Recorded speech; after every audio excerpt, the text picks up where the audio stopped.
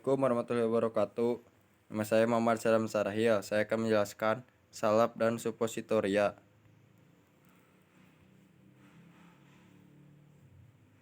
Yang pertama, saya akan menjelaskan tentang salap. Salap adalah sediaan setengah padat yang mudah dioleskan dan digunakan sebagai obat luar. Farmakope Indonesia edisi 3 tahun 1970.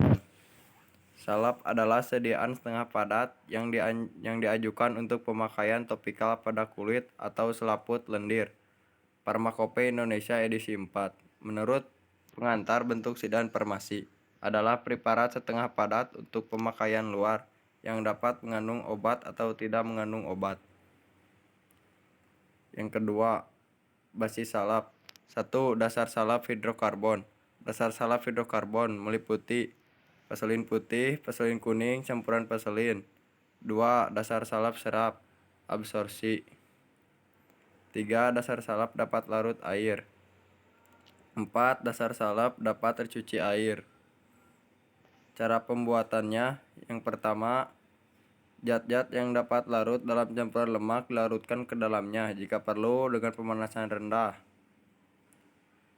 Yang kedua, jika tidak ada peraturan lain, bahan-bahan yang larut dalam air dilarutkan lebih dahulu dalam air asalkan jumlah air yang digunakan dapat diserap seluruhnya oleh basis salap dan jumlah lain yang dipakai dikurangkan dari basis salapnya.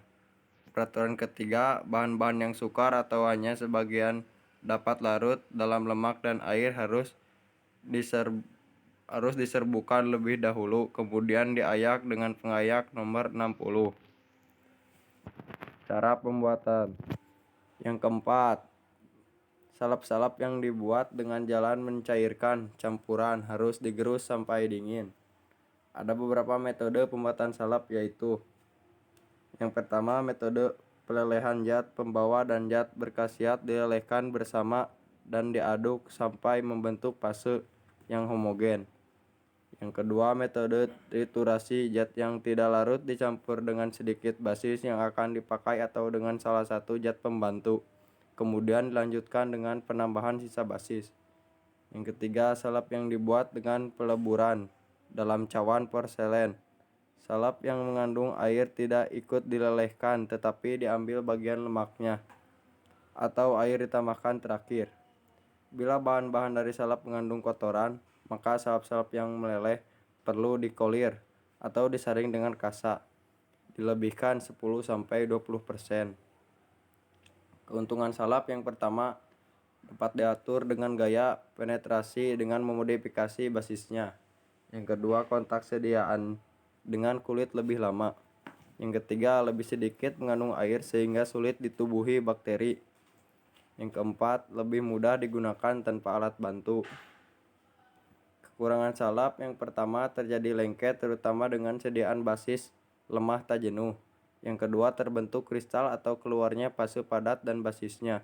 Yang ketiga, terjadinya perubahan warna.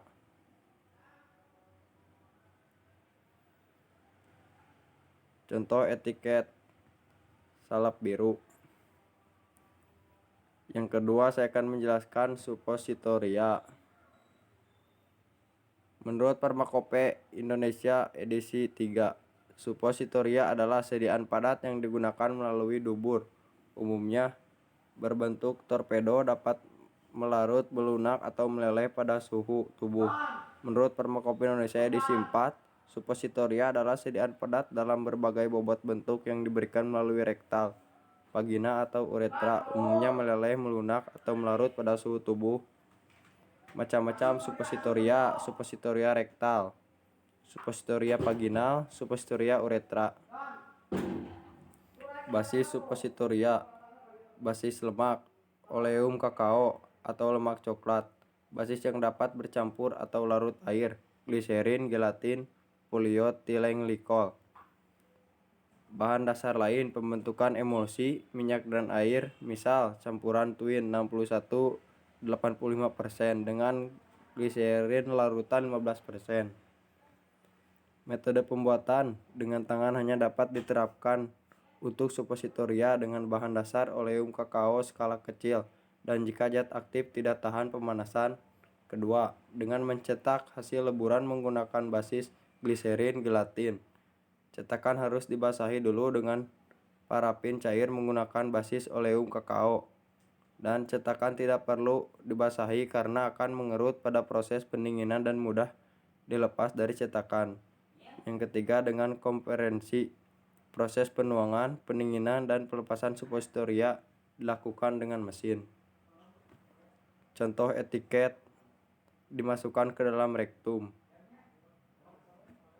Kelebihan suppositoria dapat digunakan untuk obat yang tidak bisa diberikan melalui rute oral karena gangguan saluran cerna seperti mual, pasien dalam keadaan tidak sadar, atau pada saat pembedahan. Dapat diberikan pada bayi, anak-anak, lansia yang susah menelan, dan pasien gangguan mental.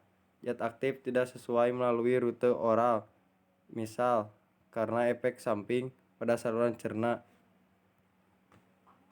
Kekurangan suppositoria, daerah absorpsinya lebih kecil. Absorpsi hanya melalui difusi pasif. Pemakaian kurang praktis, tidak dapat digunakan untuk zat-zat yang rusak oleh pH di rektum. Terima kasih, mohon maaf bila ada kesalahan. Assalamualaikum warahmatullahi wabarakatuh.